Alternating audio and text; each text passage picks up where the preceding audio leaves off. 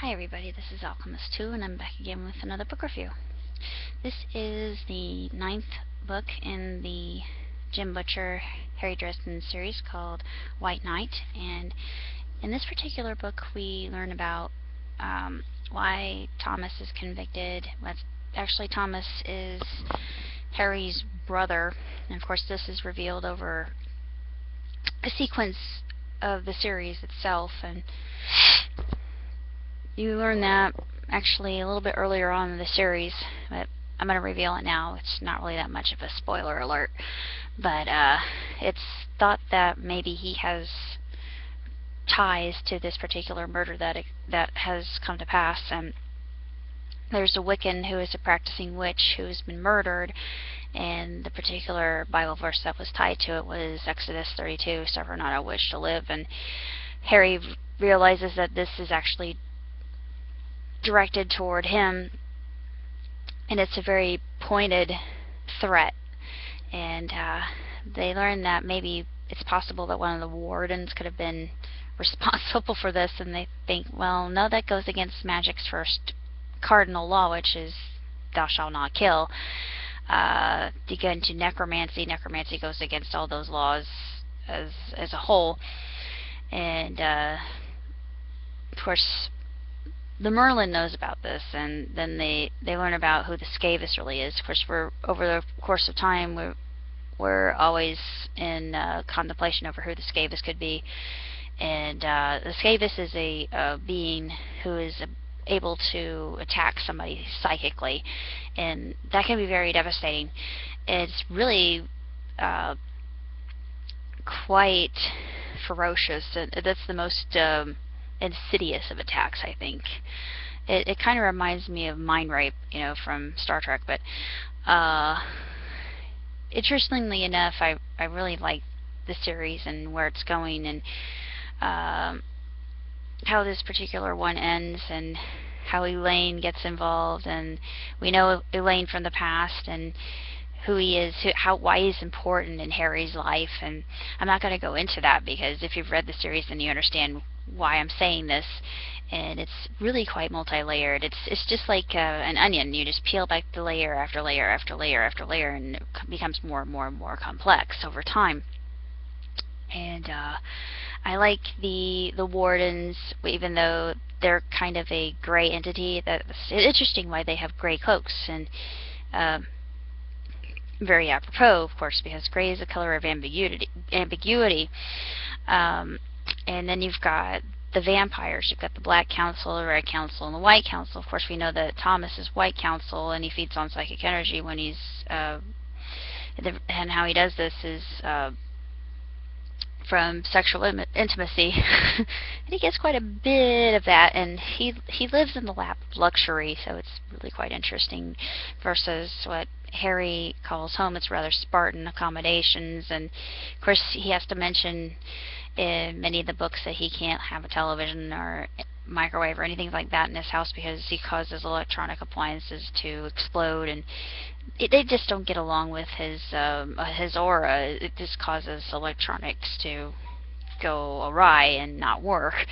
I've always thought that was really interesting, and he has this ability to use foci, and what he does is he will take personal effects, and then he'll use things that he's bought and he'll put them around as kind of like breadcrumbs, and he will anchor his thought process to them, and then he's able to locate whoever he wants, and I love that. And he also uses something else called soul gaze, and I've spoken about soul gaze before when I've reviewed the series, different books in the series, and when he says the eyes are the windows to the soul, he's very right, because a gaze from a wizard can be very powerful, could be extremely powerful, and if you lock eyes with the wrong being, it could be potentially fatal or drive you completely mad. What he does with the soul gaze is he can lay bare anybody's potential modus operandi or their underlining features, personality, foibles, things like that. Their bare soul, basically.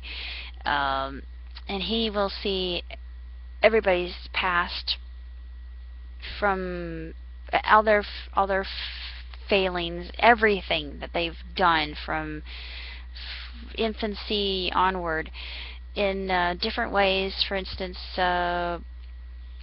Carlos, he's another character who's very intriguing. Carlos Ramirez. He will see people's lives played forth as kind of a symphonic clip show, a montage, so to speak. Or in Harry, he will see events kind of strung together that don't make any sense or meaning. They're just kind of symbolic or allegorical and kind of cryptic in ways, and he has to piece everything together, and putting things, all the pieces of the puzzle as one whole thing together in order for it to make complete sense. I'm currently reading the next book, which is Small Favor, I do believe. And then this one, Lashael is still part of it. Lashael is part of this one too. Lashael manifests herself and making him play the guitar a lot better than he was able to, because he hurt his hand in the prior books through his battles. So he's lost the ability of his left hand, and he's gaining it back through the process of playing guitar and regaining ability, so it doesn't completely atrophy. Lashael is actually, she has some